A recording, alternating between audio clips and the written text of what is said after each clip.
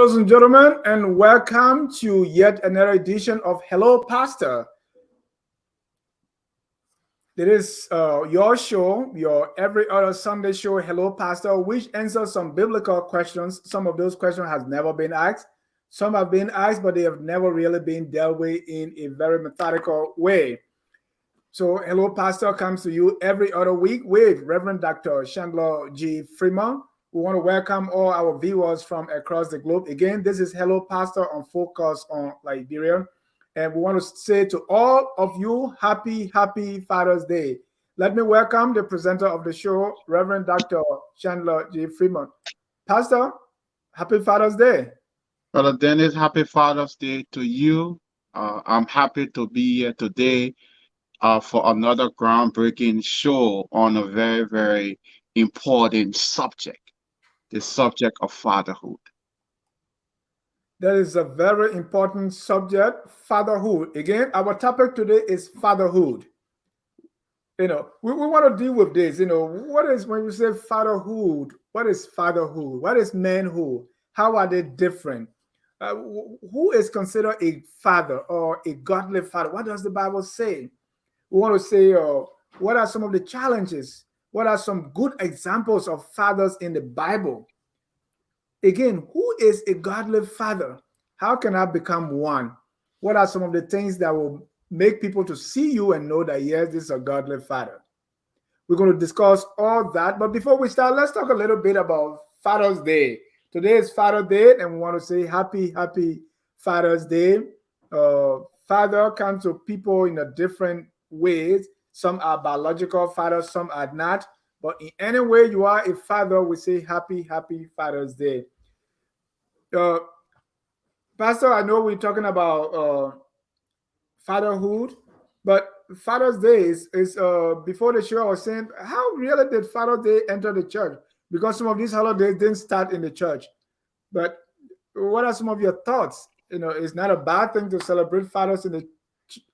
No, it's definitely, Brother Dennis, it's definitely not a bad thing to celebrate Father's Day because of the idea behind the celebration. Now, there is a reason why we celebrate Father's Day, because basically the celebration of Father's Day is basically celebrating men in our lives. And so the reason we do it is to show appreciation, to honor, to thank, gratitude for the men that God has placed in our lives. And that's the reason why we do it in the church. And that's the reason why a day has been set aside to do that. Now, when you talk about the history, now the history is a history that begins in the United States. According to the History Channel, uh, Sonora Smart Dodd, and this is a woman from Washington State. She's the founder, Brother Dennis, of Father's Day. And she was one of the 6 children that was raised by a widow father. Mm. Her mother had died during the birth of her 6th child. And since Mother's Day was established in 1908, Sonora Dodd wanted to have an equivalent holiday for Father's Day. And so, to promote her idea of celebrating fathers for a day, she visited local churches and the YMCA. She met with shopkeepers and government officials to gain support for this new tradition. Because of her hard work, she found success when Washington State celebrated the first Father's Day on June 19, 1910. And so, Brother Dennis, you see that the history of Father's Day is a history that begins in the United States. This woman, she had a widow father, and because they had already started celebrating Mother's Day, she wanted an equivalent day where fathers could get the recognition for the tremendous work they play in the lives of children. And so, Brother Dennis, this is how Father's Day begins in America.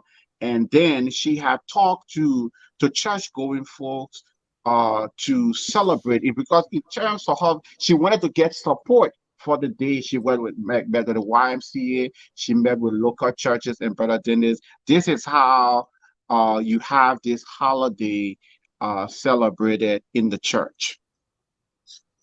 Thank you. I like that.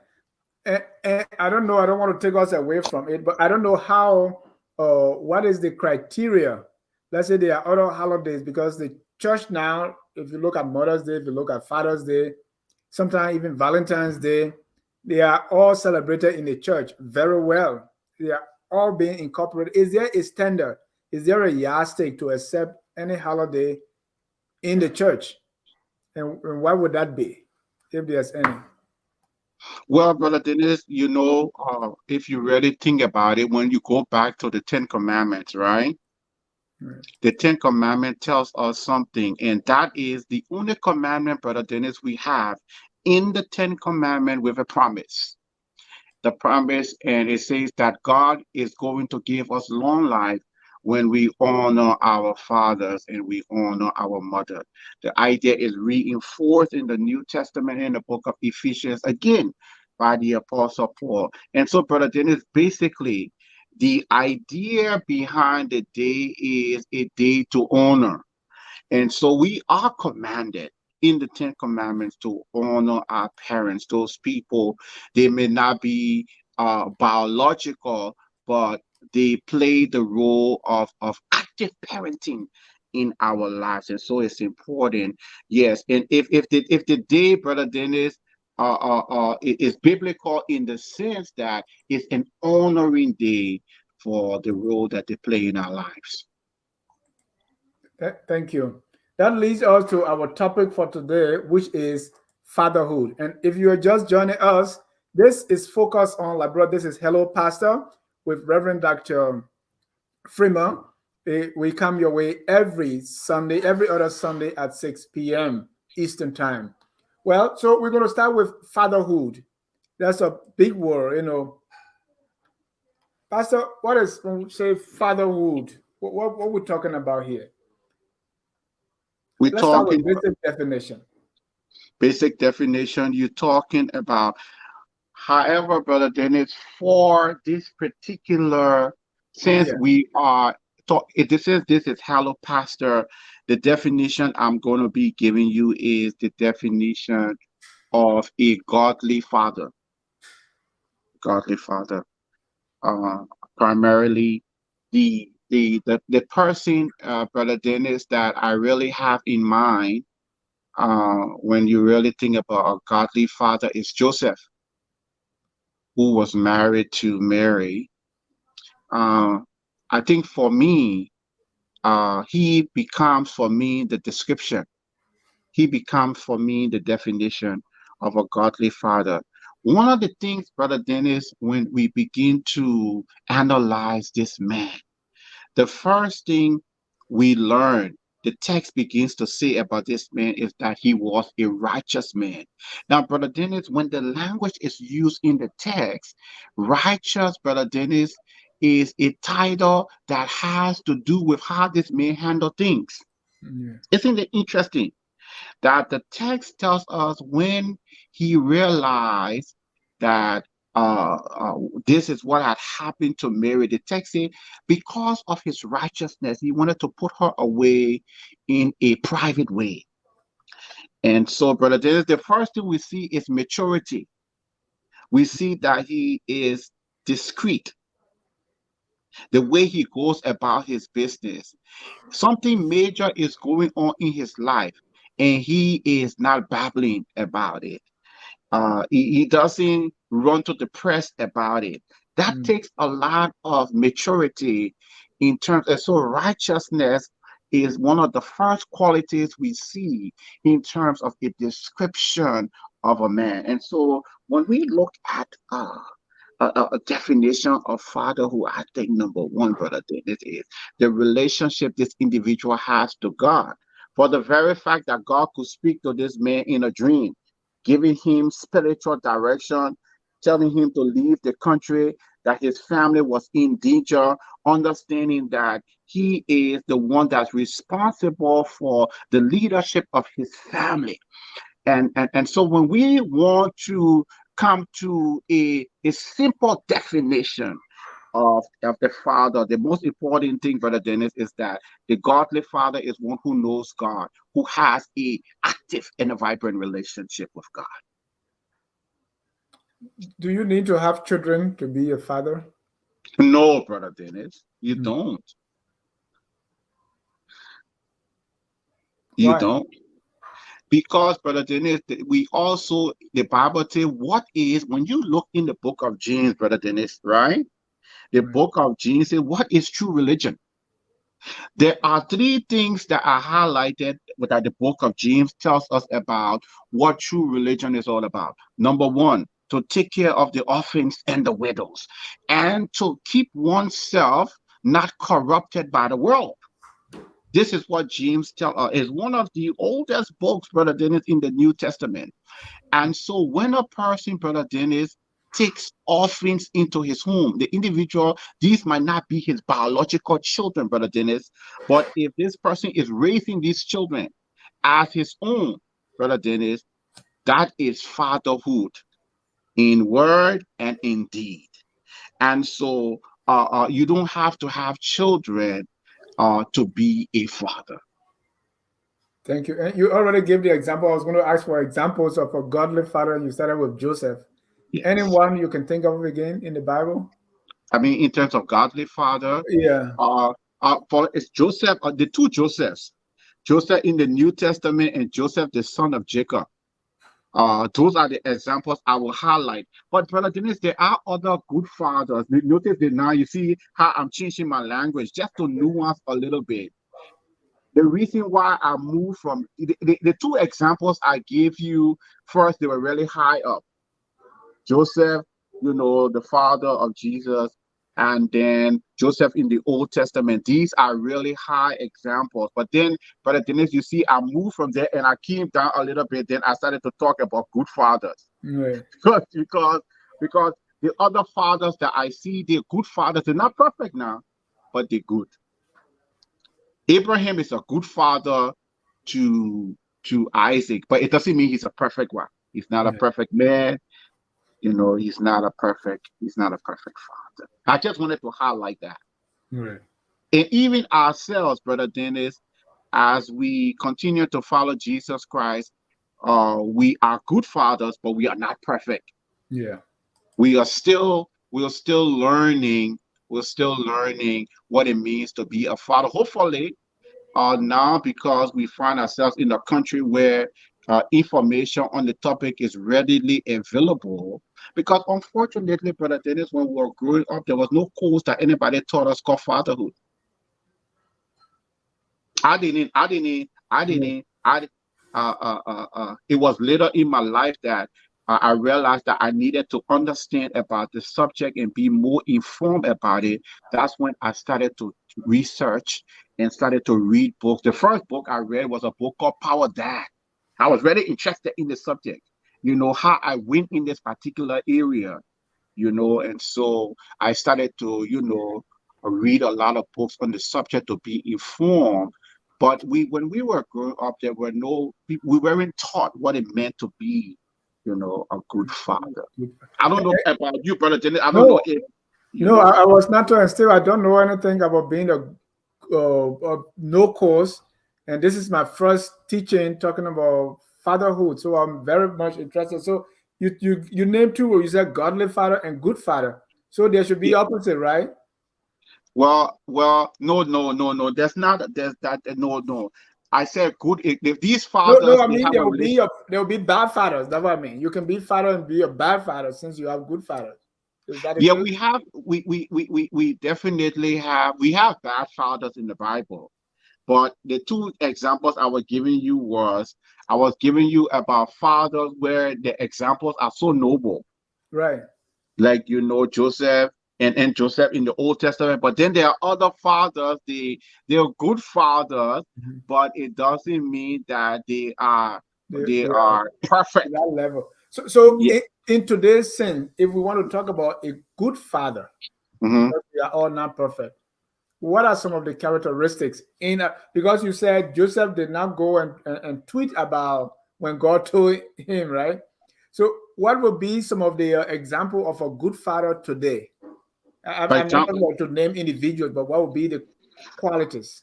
Okay, so Brother Dennis, number one, when we talk about examples, a person who takes their leadership responsibility seriously. That this particular man understands that he has to lead. Yeah.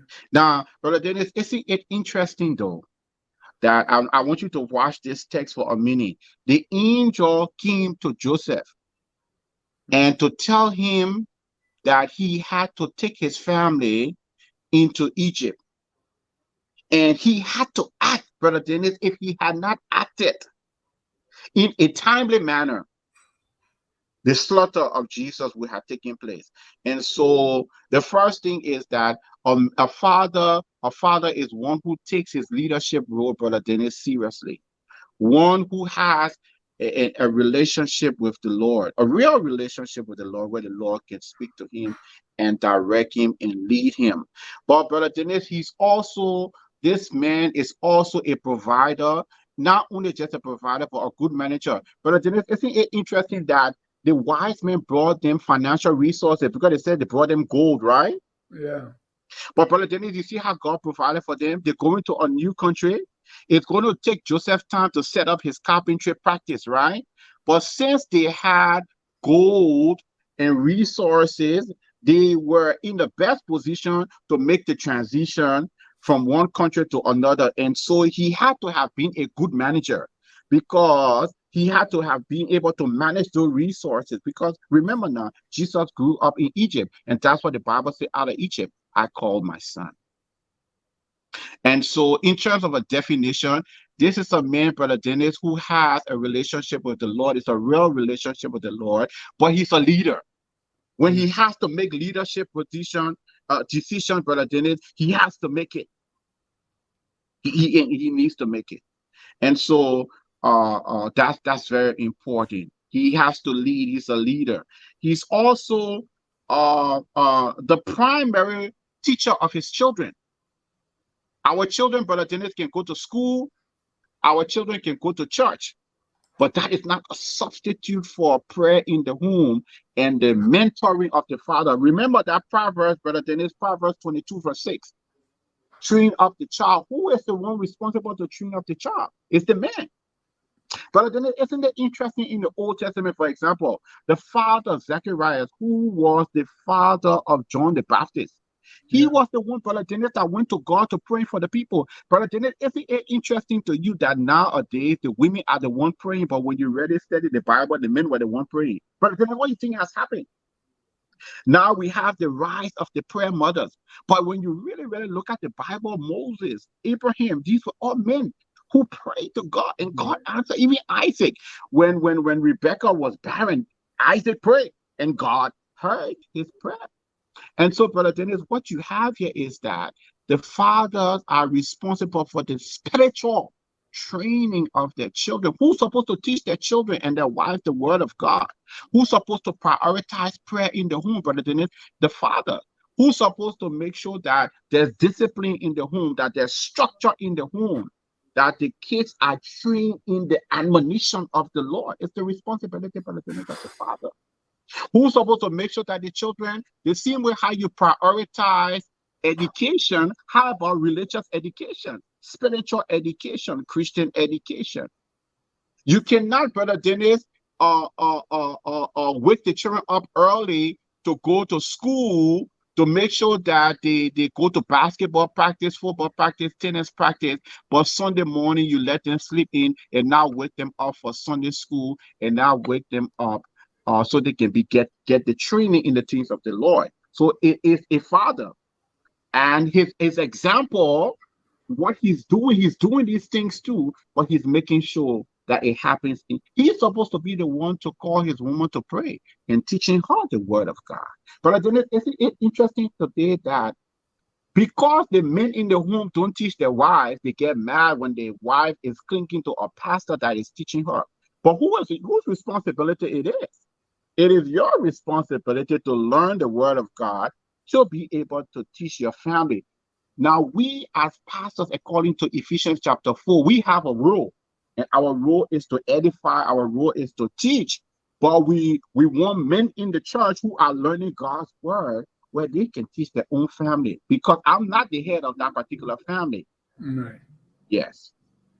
So you know, and I want to talk about bad fathers a little bit, because if you are not there for your children, right? We have Mm-hmm. a situation where there are some men, maybe because of one issue or the other, and I don't want to call them bad. I want to hear what you say, that they are not in the life of the children, but or maybe that set of children, but they are in the life of other people, maybe, you know. So let's talk today reality.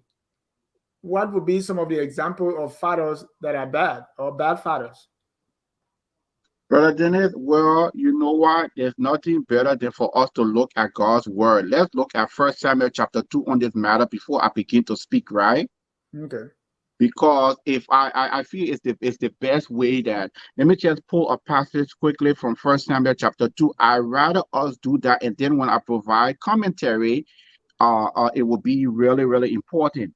1 Samuel, Brother Dennis, chapter 2, beginning in verse 12. It says, now the sons of Eli were worthless men. Brother Dennis, do you see that in your text?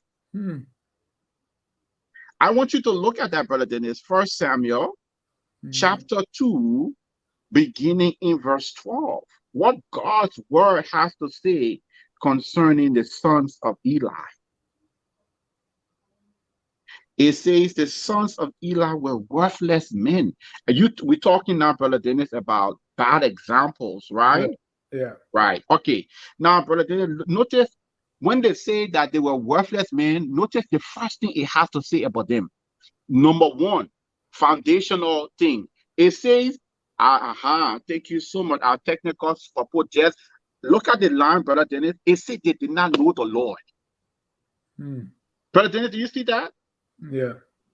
But Brother Dennis, isn't it interesting that these were priests? So the stakes even higher for them. Can you imagine priests who do not what? Know the Lord. Yes. Their father was priest. Were they priests too? Yes.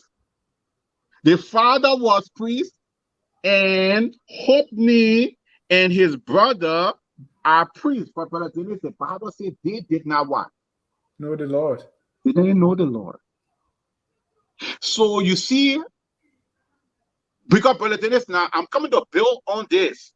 The other thing I would talk about is just goes back to the fact that the reason why they did what they did was because they didn't want. Now, Brother Dennis, let me talk about the first thing they did.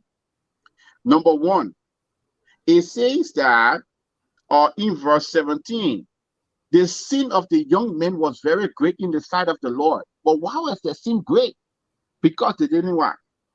They didn't know the Lord. Now, Brother Dennis, when you come down, look at verse 22. It says Eli was very old and he kept hearing all that his sons were doing to all Israel and how they lay with the women who were serving at the entrance at the tent of the meeting. And he said to them, why do you do such things? For I hear your evil dealings from all. But no, my sons, it is no good report that I hear from the people of the Lord spreading. If someone sins against a man, God will mediate for him. But if someone sins against, who can intercede? But they would not listen to the voice of their father, for it was the word of the Lord to put them to death. So, Brother Dennis, you see, Eli himself wasn't doing these things. So, Brother Dennis, the reason why these were bad fathers, because they had children. They were at the age where they themselves were having children. Yeah. But even though, Brother Dennis, you can have a spiritual father, and he did advise them. He was giving them feedback. He was telling them, why do you do these evil things? But Brother Dennis, it boils down to what we said earlier. The premise is that they did not know what. They didn't know the Lord the way their father was. And so when the people brought the sacrifice, they took the best portions of the sacrifice. When they were sleeping with the women. But why did they do all these things? Why were they wicked in the sight of the Lord? Why were they sin great in the sight of the Lord? And so, Brother Dennis, when we start with bad fathers, number one, what makes a father a bad father is not because number one is not that he lack of his presence in the home, but what made him abandon that responsibility is because of the relationship, not having a relationship with the Lord. I think that's number one. So I just wanted to ground us because you had asked me for bad examples, and so I wanted to just point that out. No, that's good. And Brother Wow. Dennis, one of the things that and one of the things I wanted to lift up too, since I did this first Samuel 2, I wanted to just share with you First Samuel 8. Brother Dennis, you will find this very interesting. First Samuel chapter 8. Let me just read that quickly. First Samuel chapter 8, verse 1, because I wanted to explain something to you in that First Samuel chapter 8, verse 1. It's going to blow your mind away. First Samuel chapter 8, verse 1, it says Samuel was old. First, Eli was old, and his sons were doing these things, right? Right. And then now Samuel grew up seeing what the sons of Eli did. Now he's old. But Brother Dennis, notice what is happening to him when he's old. The name of his firstborn son was Joel. And the name, that's First Samuel 8, 1. And the second son was called Abijah. They were judges in Bathsheba. Yet his sons did not walk in the ways, but turned aside after gain. And they took bribes and perverted. Can you imagine? Brother Dennis, the father was so spotless.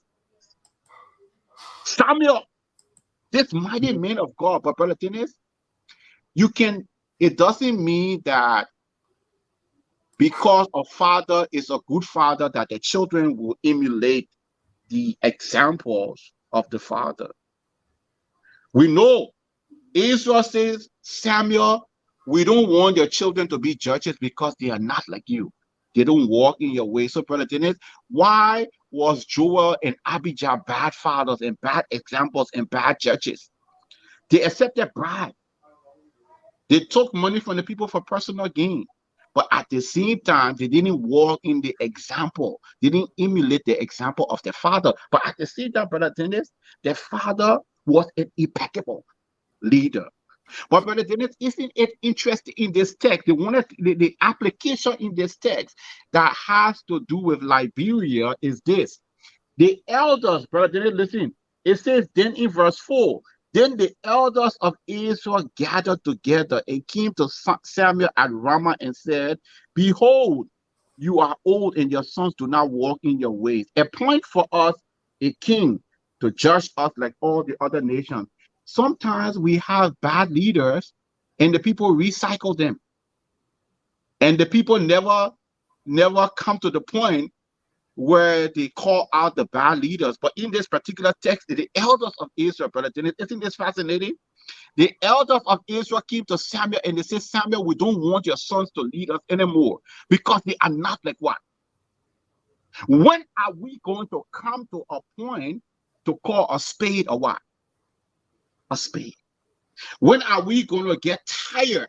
Because, brother Dennis, the people have to be the ones to do that. The text says here, the elders of Israel, they came to Samuel and they had a candidate. They said, Samuel, we don't want your sons to lead them. But isn't it interesting today? You keep my mind, you pay my part, I will what? Good for you. But what is responsible for this kind of bad fathers? Like we saw in the case of Eli's children, Samuel's children. What's responsible? Because I Number believe one, Eli was training. yes. So Eli knows the Lord, Samuel knows the Lord, but not their sons, right? Right. So number one, the text tells us that Eli's sons didn't know the Lord. So we see what is happening with Eli's sons. They didn't have a genuine, but being in the garage doesn't make you a car, right? Right, but I believe Eli trained them, Eli taught them, Eli had devotion with them. He did. So what happened? Brother Dennis, but it doesn't mean that having devotion with a person will make a person a devotee. The person has to make up their mind that they going to make that practice. That brother Dennis, we ought not to just be hearers, but what? James chapter 1, or sometimes we can hear, and brother Dennis, sometimes we think because people heard that they're going to act.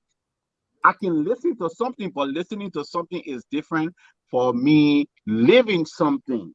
And so we confuse listening, brother Dennis, today with, because the person attended a Christian school. Yes, the sons of Eli, they were trained just like Samuel. But at the same time, brother Dennis, look at their lifestyle. It wasn't a real faith. Faith wasn't real. It was just something that was ritualistic. Can you imagine, brother Dennis? They were priests. But at the same time, so what we see here is that for Eli's son, they didn't have a real relationship. Now, Samuel's son is a different case. They just didn't, they knew what was right and they didn't what? They didn't do it. They are more interested in money, enriching themselves, taking bribes. Because, brother Dennis, you see that they had a greed problem. They were accepting bribes, and they were supposed to be judges. They were supposed to be, executing justice in the land. And so, brother Dennis, what we have here is that one, Eli's sons didn't know the Lord, but Samuel's sons, even though they were trained in the right way, they just made a choice to not follow it because money was more important to them than truth and righteousness. So that's the making, brother Dennis, of a bad father. I don't know if that helps you in understanding. It helps me. I want to bring it to today. What is responsible for bad fathers, right? Because, for instance, there are some people who there was no father figure in their life, so they grew up not even knowing what it is to be a father. So, in today's context, what are some of the factors responsible for producing bad fathers? Brother Dennis, there's no excuse. Okay. That's the first thing. Let's start with that. The Bible said the soul that sinneth shall what? Shall die. So there is no excuse. There is no excuse. I personally, brother Dennis, look to my older brothers to play a fatherly role in my life. I don't know if you understand what I just said just now. Yeah. Yeah, so what I'm seeing is that my older brothers and my older cousin, I look to them for direction and mentorship and guidance. And so there is no excuse. If you don't have it, if your father can do it, But if you can get the example from your brothers, then you get the example from your older brothers and older cousins. Fortunately for me, my older brothers were able to play that role, and older cousins were able to play that role in providing guidance. There's a popular book today, Brother Dennis, called Rich Dad, Poor Dad. The guy biological father is poor. He didn't give him any financial advice, but he this the neighbor, the rich dad, was the one that he got all the advice from. So, brother Dennis, we might not have it in the home, but that's not an excuse. If there's a man in the church that is willing to mentor you, you can get it from that person. If there's someone in the community, if there's someone in the RA. So not having it in your home is not an excuse for you to be a failure. If it exists in your community and you can learn from that person, then you can learn from that person. Failure is not, you can, if I don't have it in my home, but if I got another man in the community where I can learn from this particular person, then you go there and learn from that particular person. But that's what I decided to do. If I didn't have it, I could read it in books. I could read to learn what it means. If I didn't have the example, I could research it. I could look at good role models in my life. So, Brother Dennis, failure is a choice. Right. You may not be born with it, but you got to look for it. You don't have to, you got to make that decision that I don't have it and I'm going to search for it. Right. Knowledge is power. Sometimes, because if you look at this generation, right, today in Liberia, we have this situation of people being on drugs. And Mhm. so they're living in the graveyard, right? Yes. They are having children in Yes. under this kind of circumstances. And so those children even grow up not knowing, the direction to say, okay, let me look for something, because they're just born into that, and that cycle continues. So sometimes we'll say, yes, you are responsible, but sometimes because of the circumstances, you can't even see anything good around you. Yeah, Maybe that's so an extreme example, right? but it is very extreme. The example you're giving is very extreme. It's not the typical example, but however, whatever circumstances that we are in, Brother Dennis, it doesn't take from us the power of choice. Whatever circumstances we are born in, we still have choice. If I don't have it in my home, Brother Dennis, some people never had any role model in their home. It was a teacher that decided to be their role model. Yeah.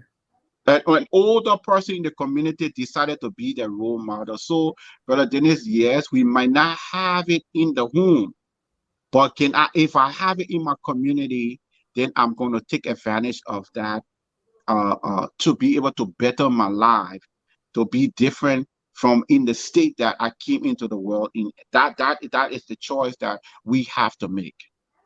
Now, for example, these children, Brother Dennis, that you're talking about, the children of the Zokos in Liberia, when they take them for treatment, I have heard from reports that they run away to go back into the graveyard. So, Brother Dennis, they did have an opportunity to get out and to get up, but because the addiction drives them back. But even with the addiction, the individual still has a choice. Am I going to allow an outside influence to control my life? Or am I going to ask God to give me the power to live victoriously for Him? Am I going to make a conscious choice to say no? The power of no. And so, Brother Dennis, yes, I agree with you that individuals sometimes they're born into situations that are very, very extreme and everything, but we still have choice. I can do something. I can make a choice to change my destiny. I can make a choice to do something different from the world that I was born into. And so we all have that choice. What am I going to do to make my life a better life than the life that I was born into? You can hear me, right? Very well. So the next thing is, but this whole fatherhood and a godly father, it's a struggle, right? It's not a walk in the park. What do I need to do if I want to be a godly father? Because there are some struggles, right? There are challenges. It's hard. In Yeah. other words, to do these things is not easy. There's a popular saying that you can't walk straight in a moving train. So what do we need to do so that we can be godly fathers? Brother Dennis, I think the first thing that will really help us is to have a mentor. I don't know, Brother Dennis, if you were ever in the RA, you know the RA, we're talking about RA in the Yeah, Baptist Church, there was something called Royal I believe Ambassadors. the Baptists have that, Yes, okay, so but my church didn't have our. But we have a GA. I'm not GA, okay, Christ okay, Ambassadors. okay, but Brother Dennis, or basically, what did you basically it was like, we had individuals who were counselors to us of Mm, the same age. So your counselor will be maybe 2 or 3 years older than you. You know what I mean? And like a little senior brother, but not too yeah, older than you. So I think one of the first things that can really help you to do something is to see somebody that's doing it. I think that's the first light. If you see somebody, Brother Dennis, that is doing something different from you and really, really doing it, I think that's the first thing that's going to help you. The Bible study is going to help you. Studying the Word of God in a systematic way is going to help you. But to see somebody, Brother Dennis, that is really doing it, I think that's the most. I remember at an early age, I had a very authentic conversation with an RA counselor, and Brother Dennis, what he said to me, because I really wanted to make sure. I asked him a very important question. I said, "This Christian life," I said, "Are you faking this thing or are you real?" He said, "Chandler, I'm real." And that's all I needed to hear, that day. I really wanted to make sure that he was really living what he was trying to tell me. And he said, "Yes, I'm really real about my faith, and I really, really practicing what I'm talking to you about and what I'm really sharing." And that was inspirational to me. But what you're trying to do, Brother Dennis, I think the first way you can go about it is, it's just like if you want to do a business. Seeing somebody that's doing the business, Brother Dennis, is the first place you can learn, other than going to school to learn it from those people who not really doing it, right? Because, Brother Dennis, if you went to learn business from a professor at LU who doesn't have a business, how about learning from a person who really running a shop than to go to a professor who never owned a shop before, right? I believe I'm a very practical person. I think that if I want to learn how to run a shop, Brother Dennis, I'm going to go to a person who has had a shop before, than to go take a course at LU from a person who never ran a shop before, or who never mhm, ran a gas station before, or who never even owned a Texas before. right. Who do you think we should learn from? No, and that is correct. But you find it very hard these days, right? Because bad things become so attractive, and that's why people learning. Since, and I give you an example, right? Since we started running Focus on Labra, so far I have just two persons for the past 5 or 6 years ask me how you do this, but a lot of people were not, right? So we live in an environment where good things are not attractive. So if you are like you ask the GA, your colleague, your senior brother now, and say, how is this, right? Are you faking it? But these days is as really is difficult to see someone doing something straight and go and say, how can I be like you? It's just tough. People are not attracted or they are not moved by becoming, for instance, a godly father. It's not cool. But Brother Dennis, listen now. Remember, the thing we're talking about, your godly influence, is very cool. Let me tell you something, Brother Dennis. Brother Dennis, when the last time you put the salt in the food, it wasn't cool. It changed the flavor, man. It's cool. Yeah. Goodness is cool.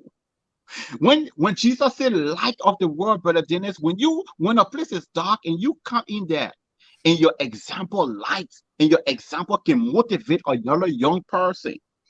Because, Brother Dennis, let me tell you something.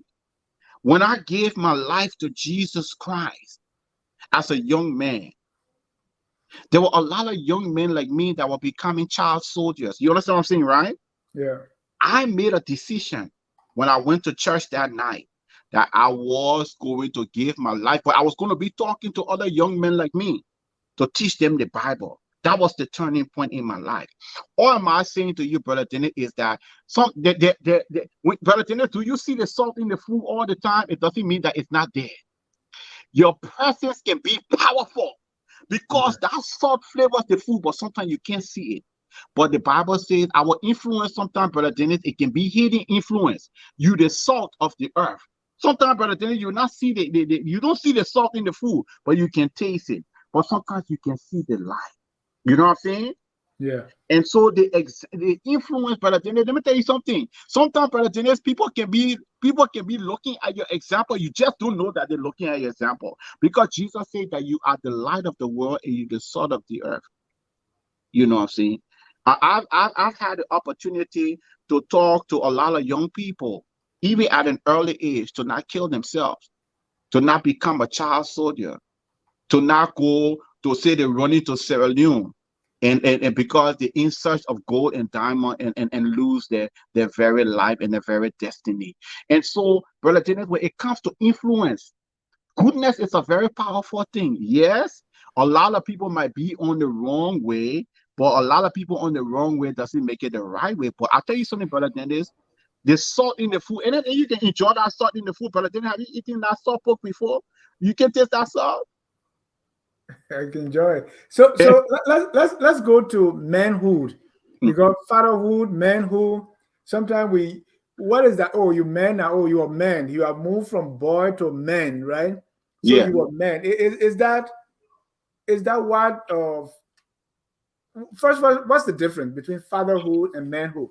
Okay, so fatherhood, Brother Dennis, fatherhood is a part of manhood. Okay. It is one of the last stages of manhood. So, for example, Brother Dennis, when we are born, we're male now. So we got any ambiguity when it has to do with our gender. You were born a male child, and your gender is clear. So you're born male by birth. So that's clear, right? Right. Because that's not so clear today in America. Some people are born male, but they don't think they're male. But what I'm talking about the clear-minded individual, super-minded individual. So male by birth. Then from there you grow up, Brother Dennis, into boyhood. So the male child becomes a boy. Right. From the boy, the male child becomes a man. Now, Brother Dennis, from boyhood to manhood, decisions have to be made. Right. Now, that's the you can stay a boy forever. Oh, this has nothing to do with age. No, it's not an age thing Oh, okay. because a male child from male child to boy, because boys like toys. You can continue to play, but you have to. I don't know, brother. Let me repeat what I just said. The boy loves toys. You can continue to play. You can play with everything. You can play with bicycle. You can be playing with women. That's a boy. He likes to play with everything. So women are something to play with. Toys are something to play with. Cars are something to watch. He continues. That's a choice. But manhood, Brother Dennis, is where you decide to take seriousness, responsibility, your God-given right and leadership and edge. So, male child, boyhood, then manhood. That's a choice. I'm going to be a man. Mm-hmm. Then from man now, he gets into a relationship, a marital relationship, and from there you have, Brother Dennis, fatherhood. So that's the fatherhood is the last stage of manhood. Fatherhood is a part of manhood. So let's put it in context. Okay, go ahead. You're a boy. You're playing Yes. with stuff. In that process, you have children, and then Yeah, you because he liked to play, right? right, You remember what growing up we play gun. right. We have play cars. The airplane from the plum leaf. Not only the airplane, but like, you remember we used to play with kites too. You remember we used to fly kites. Yes. BMX bicycle. Mm-hmm. So we used to put sticks and play with tires too. We used to be in like, bro, we used to put 2 sticks in the tire and be rolling it on the road. Yeah. So boys, we used to like to play with things. And so if you don't develop his mind, he start playing with women too, So right? if you have children in the process, you're still not a father, or there's not fatherhood? No, he has children, but it doesn't mean he understands fatherhood. You can have children even at an early age, but it doesn't mean you understand the process. He's still a boy having children. Right. You But can you're be a a boy father. having children, brother Dennis. Eh? But you're a father though. He did become a father, but brother Dennis, who was taking responsibility for that children? Was he a man and somebody in your family? Somebody. Yes. So he's still a boy. He having sex don't make you, brother Dennis, a man.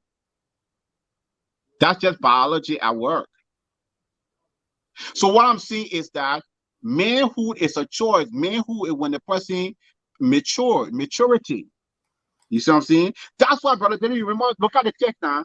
The text didn't say a boy should leave his father and mother. Did it say that, brother Dennis? Did you read that verse? No, a man. It say who? They say A a man man should what?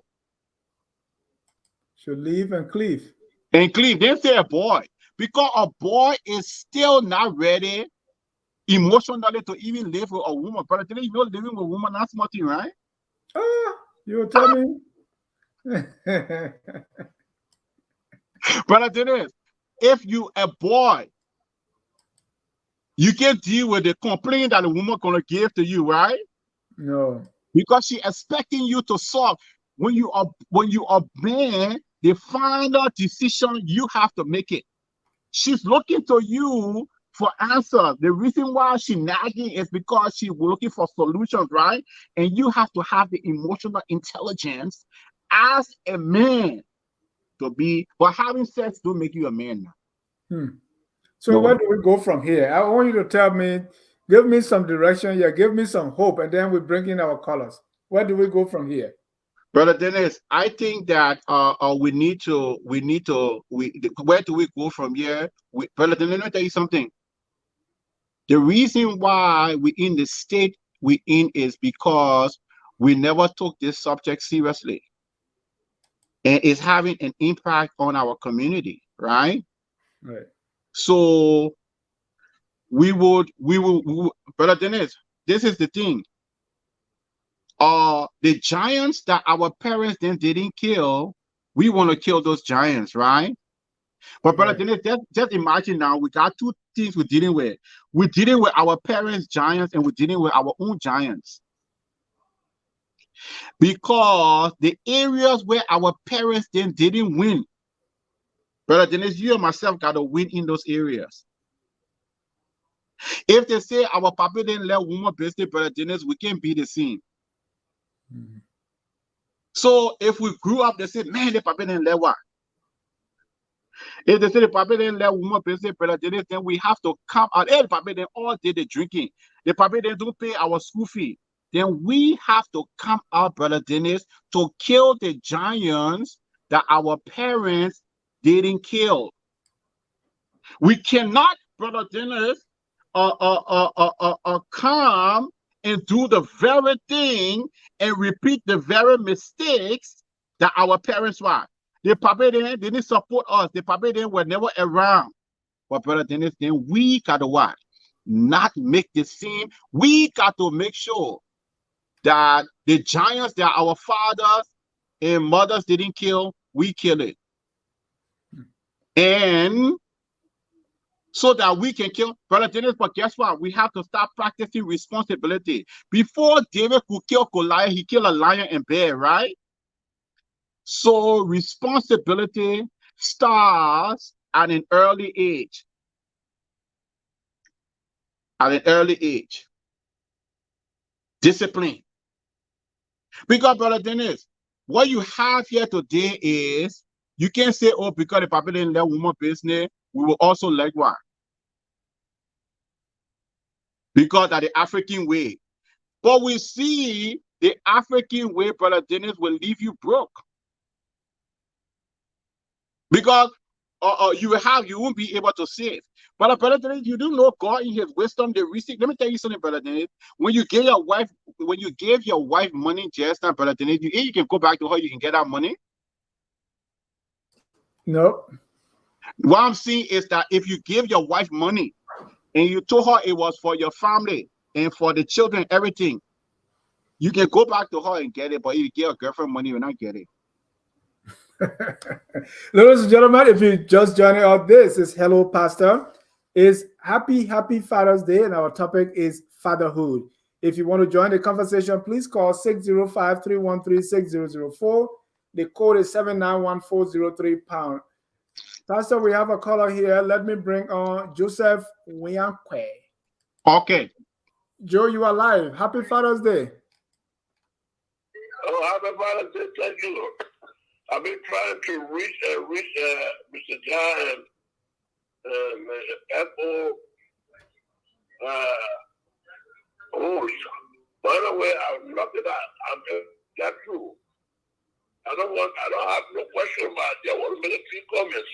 All right, go ahead, sir. I really enjoy Miss Cole Frapula for presentations. She's doing well. She really educated we, the Liberians. Okay. I was speaking to you. I must say, I did the same study. I did probably honestly at Atlanta University, but I never got to know the in-depth of Liberian history. And she really educated us. So I want to just tell her thank you very much. I'm calling from Minnesota. Thank you so much, and I will. We got your number. We'll connect with you. Thanks so much for calling. Thank you. Yeah, I do that. I appreciate it. All right. Thank you.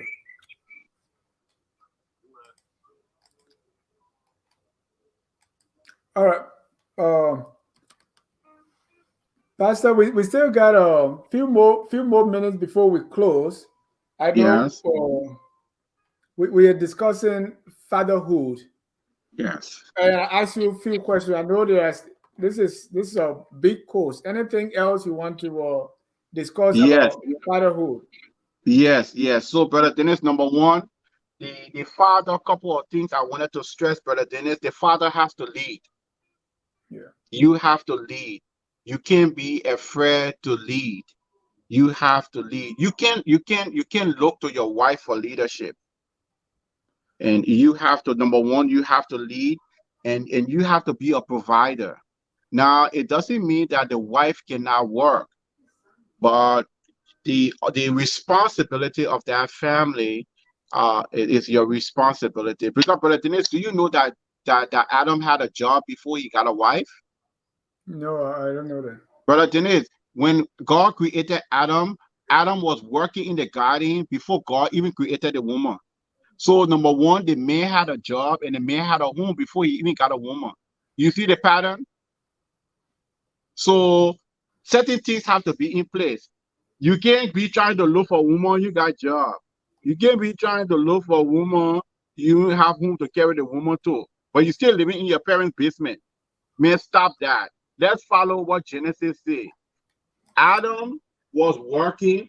Adam was cultivating the garden. Adam was doing God's work. Then God said, I will find this man a suitable partner. You see the Brother Dennis, the process? Right.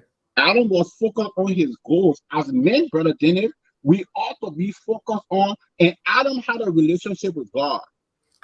So the man must take his God. The man must be a manager. So how do you know, Brother Dennis?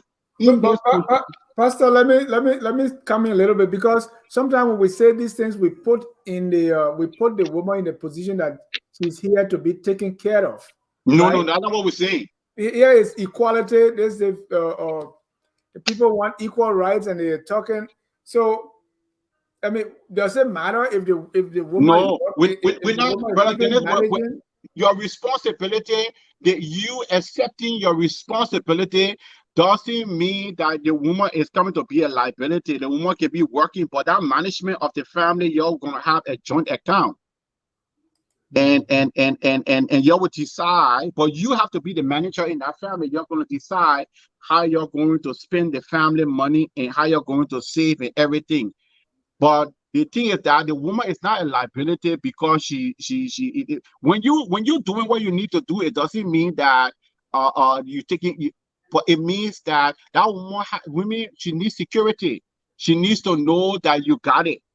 She needs to know that you can make the hard decision. She needs to know that you're going to make sure that you're not going to have foreclosure and be put out of the house.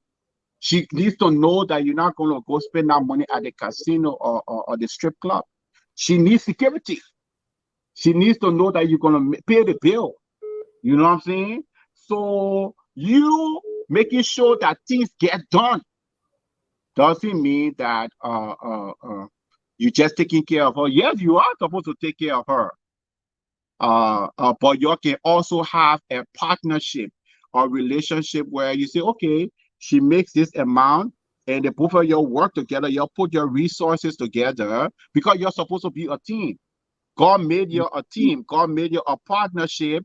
You put the money together to be able to raise godly children. That's the goal we're talking about. But when you take your responsibility seriously, brother, it doesn't mean that the woman is not doing. The woman's supposed to be helping you with the goal. You identify what the goal is, right? You tell her the direction you're moving in. So you tell her the direction is for you to build a duplex.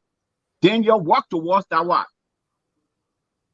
That particular goal. It doesn't mean y'all take care of each other because she's supposed to be a help me to you. So that's the idea, brother Dennis. It's not discouraging her education. It's not affecting her freedom.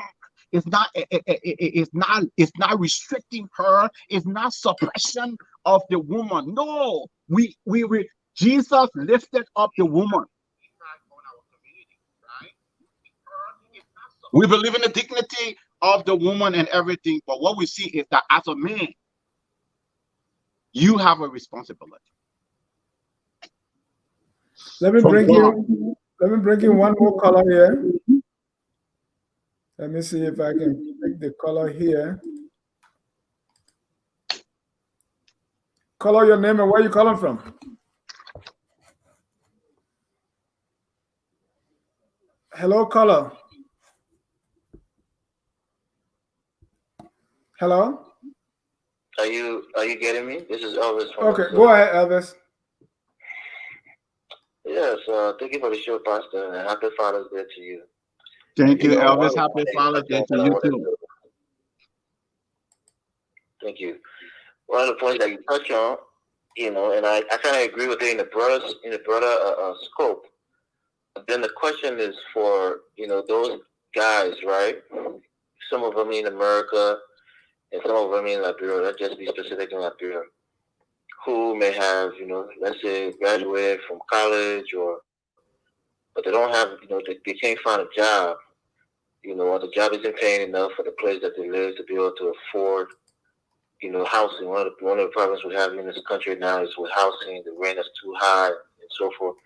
So what do you say to a guy like that who's struggling to maybe settle himself and also find a mate? Because you're saying we shouldn't really search for women or young, people who don't have themselves together. You shouldn't look for a mate.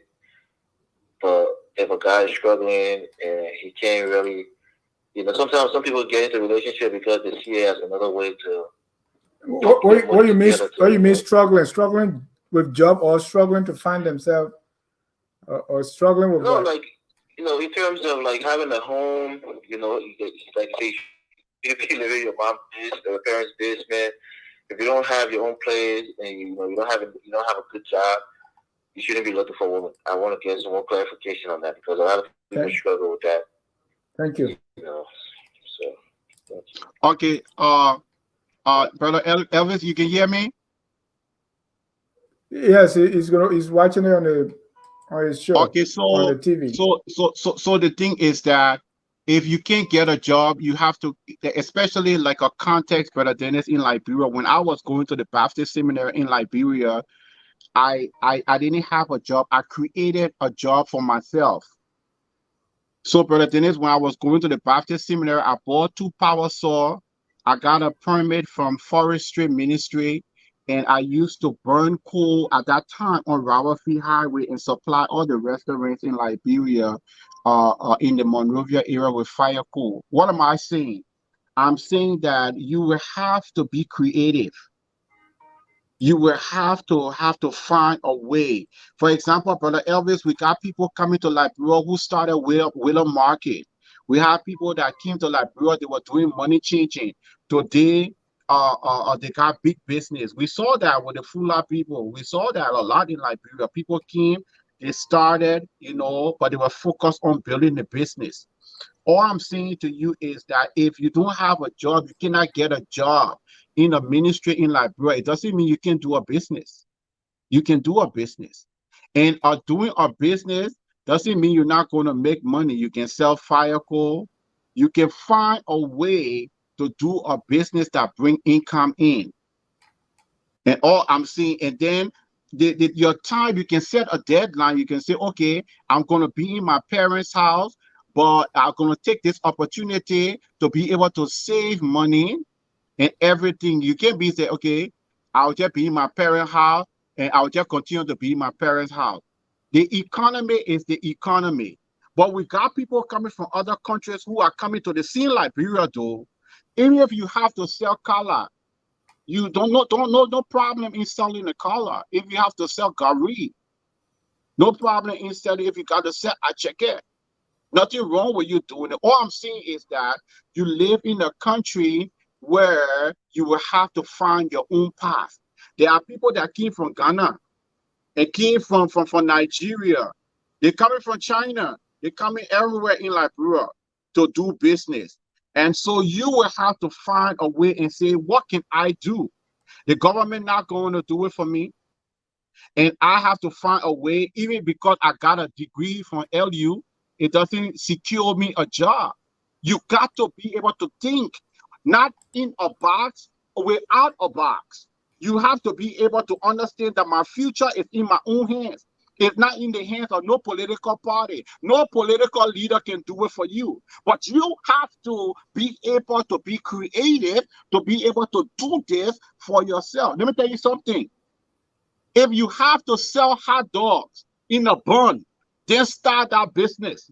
If you have to be able to fry your chicken and sell cassava, if you got to go and be, but as a man, take pride in your work. There's no work that you cannot do. Take pride in it. It is not a disgrace for you to sell your own chicken. It is not a disgrace for you to fry your plenty chip. Because if you fry your plenty chip is giving you money. All I'm saying is that if you live in a country where the odds are against you, then you need to even push against the headwind. That's all you have to do. That's very important. Thank you. Thank you. Those are all the calls we have, and it's time to wind down. Pastor, thank you so much for tonight. If you have anything that we really didn't touch on, or anything you want to re-emphasize, Yes, please do that in your closing. Brother Dennis, in my closing, there's something I really want to stress. Father doesn't mean when you come home, everybody will run away. You can make sure that there's discipline, but then you also have to love, right? Yeah. You can be firm, but then you want to be a person where the children can be able to still confide in you, and you can still know what's going on with them, because you want to have a relationship with your sons and your daughters and everything. You want to put yourself in a position where you can still be able to guide them and lead them and correct them and everything. So yes, be firm, but still make sure that you still want to develop a relationship with all your children. And the children will all be different. The boys are different from the girls are different from the boys. The one brother might be different from the other brother, but it is your responsibility to try to get to know them and everything. Don't be the father, by the time you coming home, everybody gonna be running away. No, you can come home sometime, you can be able to talk. Even your own wife, your wife shouldn't be afraid of you. So that's what fatherhood, Brother Dennis, in a nutshell. But we just beginning the conversation. We're going to continue to talk about this, Brother Dennis. But my challenge to you, Brother Dennis, for the month of June, because today, June 18th, you got to make sure, Brother Dennis, that prayer in your home. Don't let the wife pray with the children, or you must sit down and start teaching the children how to pray. Even if you have to teach the children, Brother Dennis, the Lord's Prayer, our Father who art in heaven.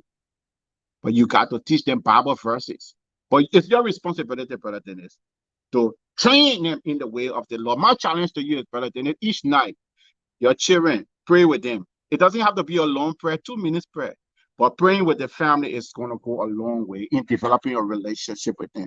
Doing that prayer, Brother Dennis, that's the time that we're going to tell you, say, oh, Daddy, this is what happened to me today. You see, it just started with a prayer. And then your relationship with them get deeper. Even when you pray with your wife, what was your low for the day? She will tell you some of the things that been going on. Because you want to be calling her friend, to be talking to her friend, you want to be her best friend. So pray with the family is important. That can be a counseling session time. That way, the family become a stronger family in the Lord. That's my challenge to you for the month, Brother James. Thank you very much, Reverend Dr. Chandler Freeman. That's the man on Hello, Pastor. We come your way every other Sunday at 6 p.m. Eastern. And again, we want to say on behalf of all of us here at Hello, Pastor and Focus on Labrador, we wish all of you a happy, happy Father's Day. Thank you for our viewers. Thank you for those who watched and those who will be watching later. Always Focus on Labrador. This is the only place where we have something for faith or the religious community, literature, history, business and finance, politics, and you name it all. We have it right here on Focus on Liberia. Continue to watch us and continue to support us. Until then, we say have a good and godly night. We don't always want to forget that we are all Liberians, and we want to stress that. Good night and God bless you. We are Liberians. Liberia is our